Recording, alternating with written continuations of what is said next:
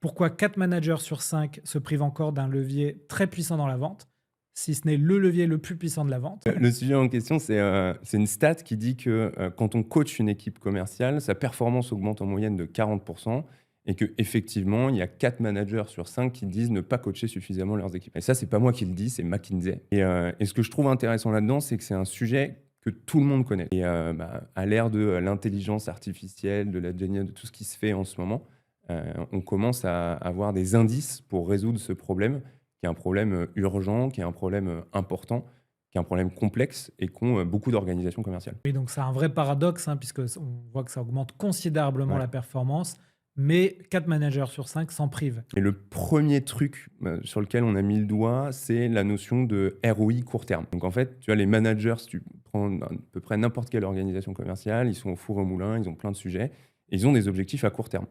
Et qui dit objectif à court terme, dit, que du coup, naturellement, ils vont prioriser les actions avec un ROI à court terme. Et le coaching, tu vois, le coaching continu quand tu coaches tes équipes, dans le temps, ça a plutôt un ROI à moyen terme et donc c'est souvent la dernière roue du carrosse, c'est souvent le truc qui saute parce qu'il y a quelque chose de plus urgent.